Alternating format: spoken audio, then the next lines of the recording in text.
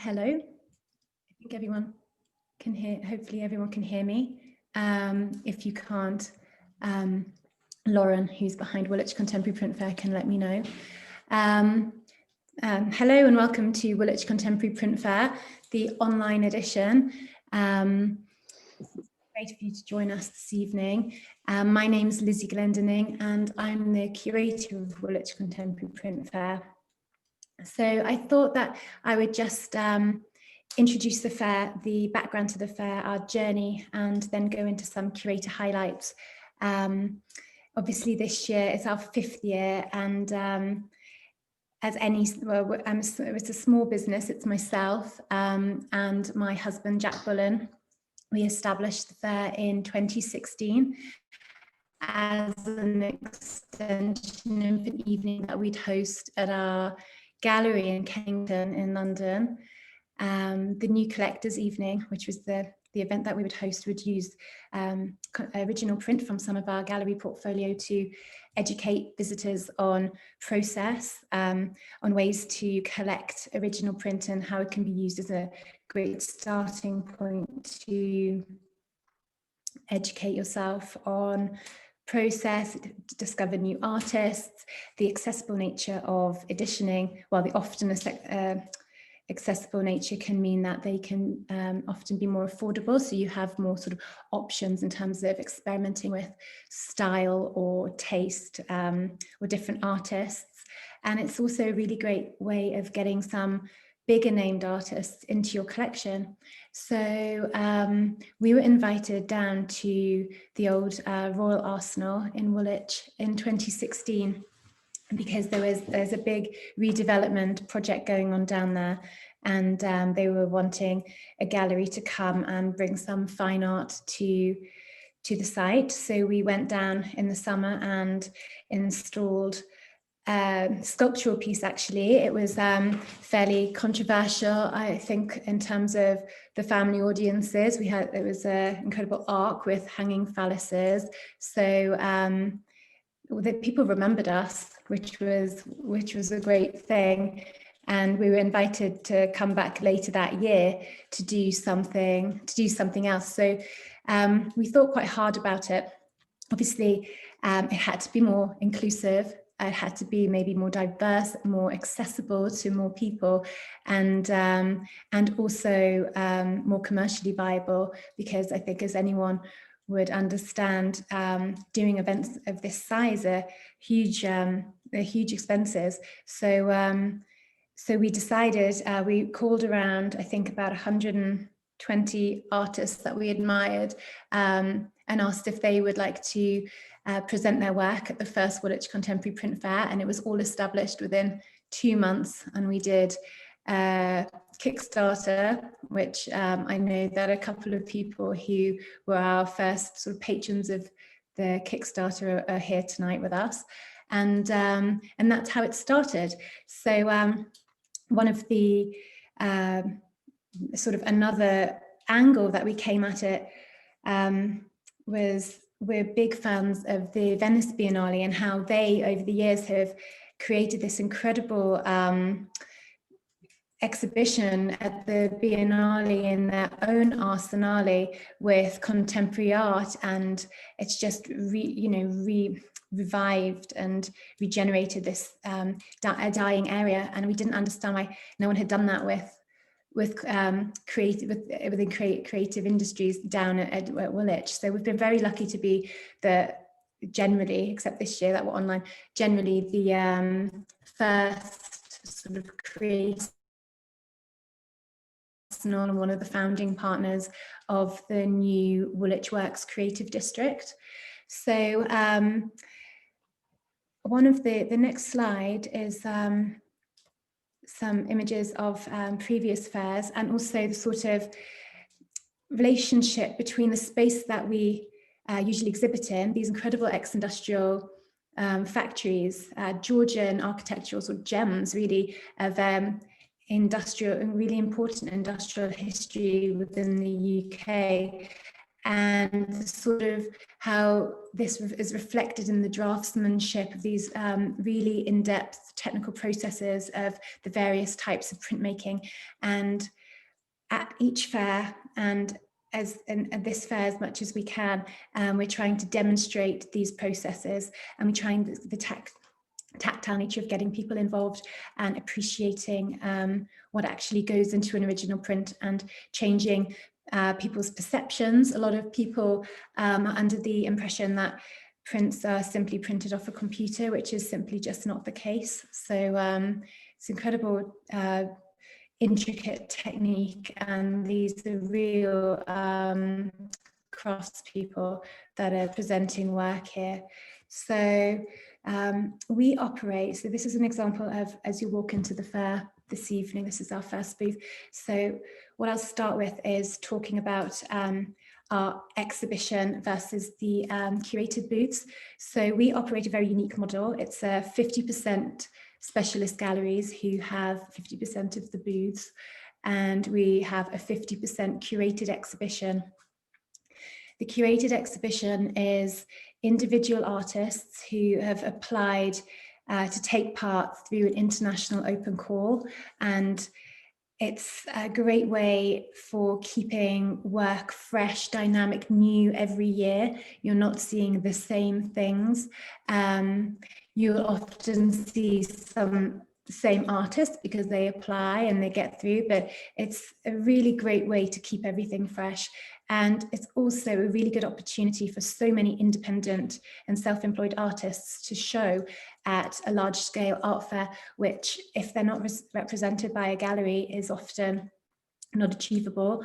So one of the things, it's a really good opportunity for artists, and the whole exhibition is selected by a panel of industry experts. So there's different histories, different tastes. It's a very democratic process. Each work is selected individually, but this year was 8, the whole selection panel, sort of leaders in their field.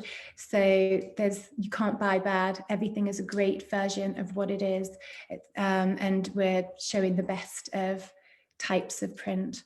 So if we come to the first booth, I often get asked, so this year we have over 350 emerging artists, and then we've curated them alongside some famous names, and then obviously there's the exhibiting gallery booths as well.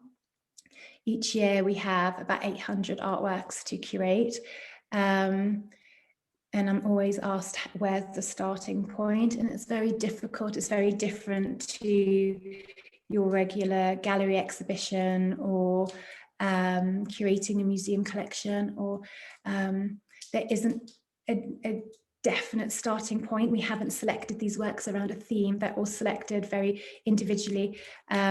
So sort of navigating all of this and getting a starting point from which to articulate some sort of narrative, not just for the artworks themselves, but for audiences to enjoy, trying to get some familiarity around how you're going to navigate the space is really important.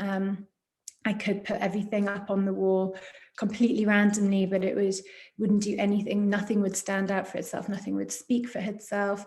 And as a visitor, you'd be overwhelmed. So I wanted to pick on or use this first booth as an example, deliberately because I know the work of Natasha Michaels.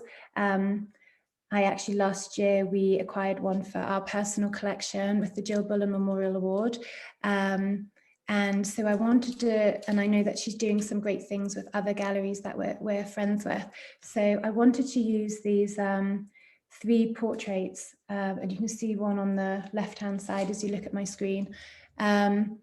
3 portraits that have this sense of familiarity, something that a historic portrait that you might see at a museum or a gallery or a historic house. And then create a sort of story around this. So if we go into the next slide, and I'll flick back between this slide and the previous one. These are Natasha Michaels' 3 portraits that she has at the fair this year. So you can see that when you get up close, they're incredibly distorted, they're surreal, they're familiar, but they're not what they seem. And straight away I thought, well, it's exactly Woolwich Contemporary Print Fair, the online edition. You walk into the space, it's a familiar space, it's been designed to look very much like our warehouse down at Woolwich, but it's not what it seems. It's completely different, and it's a new experience for all of us. And then we started thinking, drawing in things that maybe reflect this sort of surrealness, this nature, not what it seems, this kind of thing, but also the historical aspects, the portraiture aspects. So if we flick back, oh, sorry, the wrong way. There's Nina showing me at the bottom, there's a sort of double base there, there's the Parthenon on the left hand side, and we started creating this sense of grand tour, a disjointed grand tour of the sort of 17th, 18th century. So you can see the ruined objects on the right hand side there, and sort of bringing in these kind of classical aspects, but also the ruined basilicas by Joshua Bristow, who's the Bath of Caracalla, and he's got crumbling temples and things like this, and seeing very sort of typical kind of reinterpretations of typical art historical scenes, but bringing them into contemporary art and rewriting history in a way, but also I think it's very pertinent for now in terms of looking at different art histories, museum histories, all being sort of reassessed, looking at cultural history in a much broader terms. And I think that sort of led on to this as well. Make Cascon, Trickster's Tree at the side as a sort of religious homage, surreal, floating people. And again, it's very story-like, and it's telling, and it's kind of leading on to this curatorial story that I try and bring together for people's enjoyment, basically. So the next slide is looking at some sort of bigger names in contemporary print and how we go about sourcing artists and approaching them. So on the right-hand side, we have Catherine Jones. Catherine we've worked with for a number of years, and she's a really fantastic technical draftsperson. She does really beautiful prints, and she's represented by Oliver Projects, who hopefully Catherine Oliver is watching at the moment, and she's had 2 fantastic recent exhibitions, both at Eton College and in Camberwell, in Dulwich, sorry. So Catherine is really well known in the print world. She's also represented by Rabley Gallery, who were meant to be with us this year, but sadly couldn't. And then if we go to the bottom left, we've got Stephen Chambers, who is quite a well-known international artist. He represented Britain in the Biennale a number of years ago, and he is celebrated for his prints, alongside people like Conrad Shawcross, who's also showing with us. And this is within the curated exhibition. We have really big names as well coming with the specialist galleries, which I hope that you'll have a chance to look around and well, after this tour. And then above we've got Sarah Cogan, which is courtesy of Carsten Schubert, and that's an example of some of the consignments that we have. So we work with a lot of consignments from galleries who can't necessarily have a booth, but they're happy to loan work, and it really helps elevate the standard and the sort of elevate the quality of works that other artists can, so they can hang side by side by these people that they admire. Also, Carsten Schubert this year has assigned Anne-Marie James, who's a really up-and-coming name in printmaking. So And we're working with Paul Stolper, so you might see some Peter Blake as you walk through, and also some Susie Hamilton pieces. And so if we move on, talking about Susie Hamilton, we also work with charities as much as we can, and this year we're working with hospital rooms. So hospital rooms are a charity, an arts charity that curate and create site-specific artworks for mental health hospitals. You can see that Susie Hamilton is at the top there on the left-hand side, and also on the right-hand side at the top, that's a Sarah Berman piece. Below is an artist called Tamsin Relly, who we've worked with. I've worked with both in my gallery, but also at the fair since its inaugural show in 2016. And we decided to pick these rainbow pieces for this presentation because it's very reflective of the year that we've been in, and sort of it makes sense to show you. And so separately to our partnership with hospital rooms, Woolwich and Tamsin are giving £100 from each of the sales of these rainbow studies to hospital rooms. So it's a sort of working with charities, but working with artists as well on different, we're open to charity sort of collaborations. And then I wanted to come on to showing you an example of one of our specialist galleries. So Pratt Contemporary this is the second year they've joined us. They joined us last year for the first time and did a great presentation on Hugo Wilson. This year I'm really drawn to Anna Maria Pacheco, whose works you can see on the right-hand side. There's something very much of the Paul Arago sort of dark surrealness about them, but very gentle at the same time. So Anna Maria Pacheco has been working recently on a series of large-scale sculptures that she was going to show at the Galway Festival. And obviously that couldn't go ahead. So these pieces that Pratt have shown, there's a number of series, but one of them is the perils of faith, which in completely a non-secular sense of the word. And this is sort of a comment on her year and this year.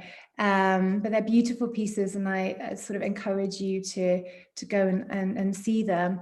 Another gallery joining us this year for the first time is Julian Page, and he's doing a great presentation on Alex Mazuris, who's an artist that I admire very much. I did a Instagram live. If any of you follow us on Instagram, we did a series of Instagram lives through the first lockdown, and I met Alex in his studio. I'd been to his studio in Cambridge before, and he's a real master and of craft, and it's fantastic. There's lots of works by him, and I'd really go and support Julian Page in his first year with us. It's a shame we couldn't show some of the people joining us for the first time in real life, but I think what we've achieved is something different and hopefully enjoyable and as near to the real experiences we can get. So this is Jealous Gallery. Sorry, I'll just have some water. So this booth is Jealous, and I'm sure a lot of you recognize it. It's always really very, very bright. It's very attractive. People want to be there. It's full of energy, and Dario and Louise and their team have really supported and championed the fair over the past 3 years. In fact, I think a lot of the other galleries have joined us because they were so supportive of us, and telling people this is a great platform for the best in contemporary print, and they've really created another great presentation here. There might be a few people you recognize. So I know Sarah Pope in the top left corner, so there's some lips in the corner. That's an edition, Sarah Pope edition, that's been launched at the fair this year. Equally, you'll probably know a TV presenter, Noel Fielding. If you go 2 in from the map, to the right of the map, it's a blue face at the top. That's a print by Noel Fielding. So there's lots of names there within the booth that you should go and explore, and you'll recognize some of them. There's a lot of quirky pieces there.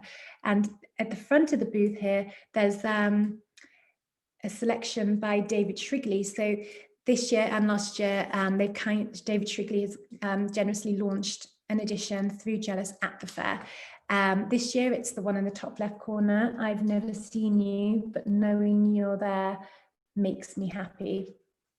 It's a fantastic, really fun print. The first tier, it's in a number of tiers.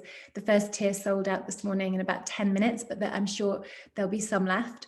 And they've also generously donated the artist proof for a giveaway for anyone purchasing art through the Curated Exhibition, which is the individual artist that Woolwich curates.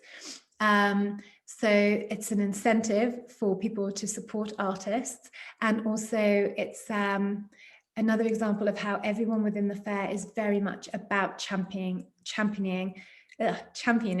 our artists, and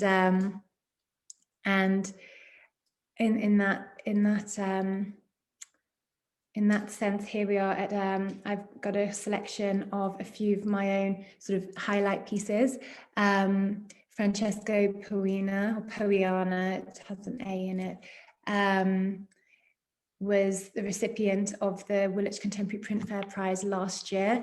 And we award the prize for someone who we think has incredible technical ability, and then we offer them a sort of solo area to have an exhibition of a few works. So Francesco has given us, I think, 9 works to present, and this Mirabilia Urbis is very different to the work that he won the prize for, but we have an updated version of that and that sort of series of this sort of very delicate etchings, but also we have these beautiful, dynamic, really vivid, you can see the dynamism and the liveliness and the sort of nighttime lights within this. And I'm a big fan of his work, and I'm really pleased that he was able to show a number of pieces with us this year. And you'll find that at the beginning, at the front of a booth, it's like a zigzag booth, you'll see it. And this is Johanna Muriel. So she showed with us for the first time last year, and I love her work. I find it really calming. I think the colors have a real calming sense, but in complete contrast, the actual composition in the middle is very lively, very energetic and electric. And then she hand finishes these monotypes with stitching. So if you look closely, I don't know if I can zoom in. If you go into the fair, you'll see how she's hanging next to Peter Blake. And you can zoom into the work and see it up close. And I think the platform that we've built for being an art fair that specializes in technique and seeing the sort of intricacies of the medium, I think that we've got this incredible platform with a Swiss company called Kunstmatrix. And you can really get in and zoom in and see the detail of the work, and then click through and see more within our website. So there's a lot of scope for seeing the work as you would in the fair, or as close to. So Johanna, I'm a real fan of. She was just in this December's World of Interiors magazine as an artist to look out for, and they're only one-offs. So okay, so this is Danielle Creon, and she's an Australian artist. And these are lithographs with sheen collé. And the lithograph process works with stone.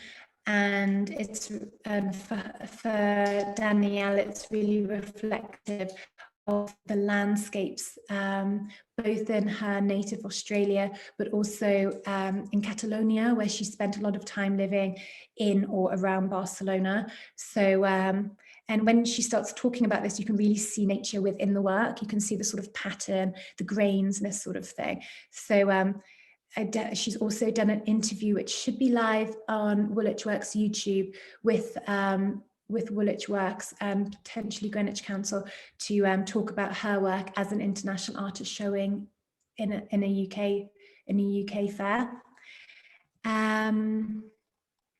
So these are some studio shots from Danielle about her processes, and it's reflective again of what we're trying to show. We want people to see up close the sort of intricacies and the delicate nature of creating original print.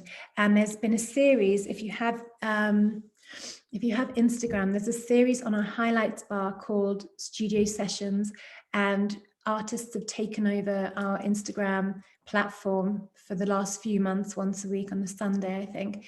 And let us into their studios, let us into their processes, let us into their thoughts and thought processes. And sorry, hopefully you can still hear me. It says my internet's unstable, which isn't great. Anyway, hopefully you can still hear me. So again, within the fair, we're always trying to demonstrate and show this. And I think it's really important to know how a work's made, to confidently be able to talk about it yourself, to your friends, and understand what's so special about it.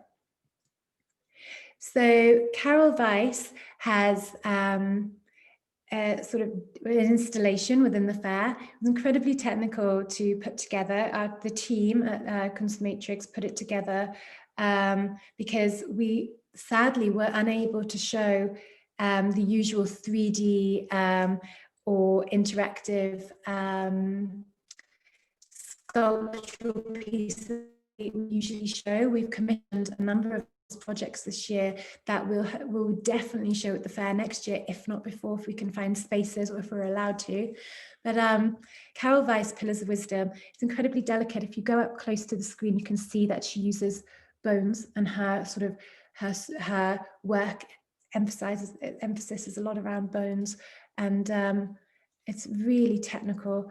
And she's also done in the past some very big, if you came in 2018, she did the two huge site-specific installations. One was loads of boxes with bones etched onto them, and they were sort of falling, cascading down the one side up on the mezzanine. And her work is always very interactive. You always walk around or into the work, engage with it very up close. Last year, they were images, so you'd stand face to face with them.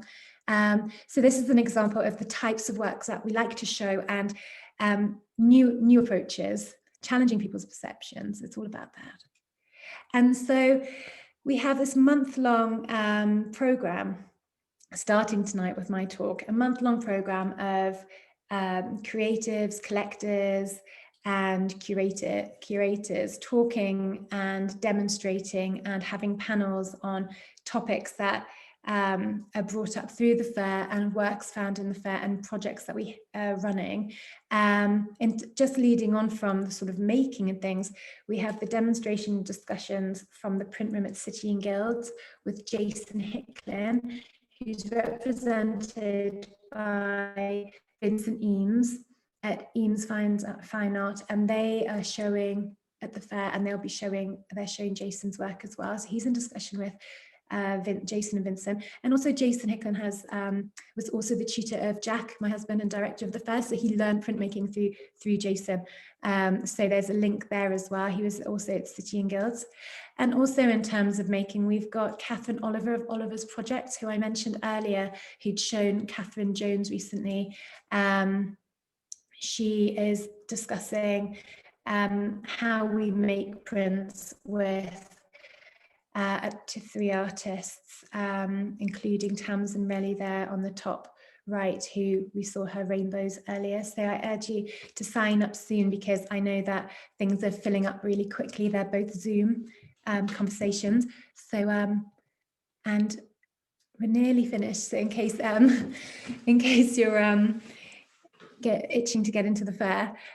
So this is Eleanor May Watson. This is a whole booth dedicated to her incredible work. This is a monotype that Eleanor has created in response to a brief that I set her for a project that we're working on together. So I'm launching the studio, Woolwich Contemporary Studio. It's a collection of, well, this year, 4 artists who I'm working with on creating designs for limited edition wallpapers and limited edition fabrics.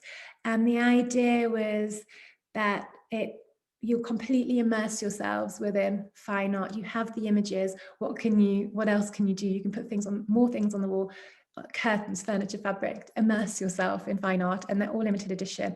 This one's particularly special because it's a limited edition frieze and we're limiting it to 10. So it's a monotype, but it was designed to be reproduced as an edition of 10. And it's 11 by 3 meters. And it's called, The Other Echoes Inhabit the Garden. And this is taken from a T.S. Eliot poem called Burnt Norton, which was written in the ruins of a house by the same name. And it depicts, the image is a depiction of a photograph of the pool at Hadrian's Villa, and it's looking at sort of the sense of time and decay and how and where we place art and trying to descend this sort of sense of time. And it's completely stunning. So we have launched those today, and the reason we approached Eleanor is because we saw her graduate show where she'd done a similar maquette where she'd put an amazing monotype and she'd hung her own work over the top of it. So you can see here there are a number of pieces that when you're walking around the fair, enjoy from afar and then go right up and see what else she's hanging there, because she's an incredible artist. And then talking of, so these are some of the installation pictures in the middle in a house. And then this is Eleanor on either side. So you can see the sort of scale of it and the detail. It's beautiful. So these are the 3 other artists I'm working with. So on the left, I've got Tanaka Matsuvanga, who is Zimbabwean-born, London-based artist. And if you came to the fair last year, you might remember on the mezzanine level, we had this beautiful, very ethereal, colourful, floating paper installation called Floating Islands. And that was by Tanaka. And this pattern has been taken, it's inspired by, it's got many of the same shapes from that commission, Floating Islands. On the top right, we've got an artist called Adelia Swanzes, who I've worked with for many years. She's a painter and printmaker, and she's moving into sculpture. And she's created these beautiful organic forms that come from a print she created for an installation in my gallery about 2 years ago. And at the bottom right, we've got Kat Rossiter, who I've worked with for many years, and her work it's just sumptuous, and it's very Rococo. Well, this is called Aisha Rococo. But if you look up close, it's very sort of debauched as well. It's very riotous, and it really works. It's sort of like this étoile pattern, but you have to see it. Go into the Woolwich studio shop to look at it in detail. I think hopefully you like it. She was just in the Evening Standard's power list for emerging artists. So this is my final slide, and I'm trying to leave on a sort of high, looking to the future. So this year we've launched the Young London Print Prize, which is an prize for young artists, and taking the concept of taking work, art classes into school and getting children creating. So obviously there's been a lot of cuts in arts education. So Woolwich decided to create this prize with Boldface, who we work with in terms of arts education. They host the workshops for children in schools, and also Peabody Trust help fund it, and Arts Council matched that funding to help us fulfill it, because we were halfway through and lost some of our funding due to COVID, and Arts Council stepped in to help fulfill the project. So these works here are the finalists, selected by 3 sixth forms, actually, the finalists from over 500 primary school children over Southeast London, where we've gone in, or our team have gone in and hosted printmaking workshops And the outcome has been these finalists, the 3 winners at the top, and there'll be a publication available for all the children to take home, and it'll be in the schools as an archive. And the idea is that all children can be artists, and trying to direct energies into creative outlets. So I hope that you'll go and enjoy that booth as well. It's at the end before you'll turn around and come back. So you'll see it's on the floor plan at the top of the exhibition. So that's it in terms of some of my highlights, and I hope that you'll, if you haven't already been into the exhibition, you'll go off now and enjoy it, maybe from different angles, from different from different viewpoints, and knowing sort of where some of my thoughts and thought processes have informed the way that you might move through the exhibition. But I'll leave it open for any questions now. I hope I wasn't rambling too much. Lauren, are you okay to take me off screen share so I can see if there are any questions? Yeah, there should be a Q&A feature down at the bottom. So if anybody wants to ask any questions, they could submit them, and Lizzie can see them in the chat feature just down at the bottom. Oh yeah, okay. Oh, thank you, Sumi. That's really kind. That's lovely. Thank you. So Sumi Pereira is showing 3 works within the fair. They're in booth 8 and booth 21, because I was looking at them earlier. So Sumi's work is also usually 3D and sculptural. So she'll be presenting the sculptural pieces at next year's fair, if not before. Are there any other questions? Okay. Well, I hope that everyone enjoys the fair. If you are accessing the preview evening, there's a 10% discount for purchases to date. Preview 10. You enter at the checkout. So, oh, there's some questions there. Okay. One can find. Okay, so Antoinette's asking about finding artists. So there's an artist A to Z. So as you go into the exhibition, and there's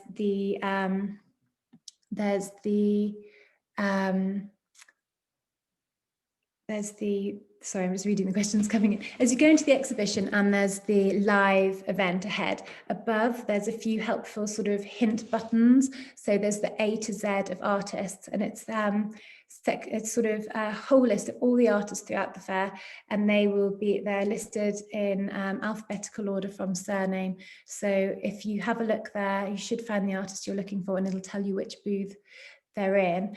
The feature might not have been open today, but definitely tomorrow there's going to be a feature that you can just go directly to gallery booths as well. So if there are artists that you want to see at certain areas of the fair, you can just click on sort of the nearest gallery booth, so you can go straight there and you don't have to walk through it. But today, because of the preview, we try to keep it as flowing as possible.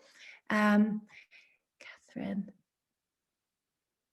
So Catherine Oliver's asking, what rough percentage of artists come from outside the UK? So this year, actually, well, usually we have about maybe 20%, quite a lot, like quite high for the 15 to 20% of artists from outside the UK, which is really great, because we have artists from China, Japan, Hawaii, America, all over. This year we had a few less, but I think that's the nature of coronavirus. I think internationally people were a bit nervous about either attending or sending work through an epidemic, but also now it's digital. Hopefully we're always going to keep up the digital aspect, so hopefully we can get more audiences from all over the world, and their families and friends can actually see the work. But we probably have about 10%, maybe 15% international artists this year. So Tom McLean, how did my interest in print start? So my interest in print actually, so I inadvertently started collecting print when I was a teenager, and I was given very generously a Paula Rego edition, and I learned about print that way. I wasn't necessarily interested when I was being told about it, about what an original print is and this sort of thing, but my interest grew, and obviously then I went and became a gallerist and sort of was taking in editions by my artists, and I was just glad it was a natural progression. But also my husband Jack, when I met him, he's a printmaker, so I learned a lot more about the technical side of things there. How many people entered and how many were accepted? So we have around 350 artists were accepted. I think maybe about 340, but around number 350 were accepted, and about 820 applied. So thank you. Okay, so I think that's all the questions. I hope I've answered everything, and I hope you enjoyed the fair. Maybe I'll say goodnight now. Any questions, just email info@woolwichprintfair.com and I'll try to answer any questions you have. Thank you, bye.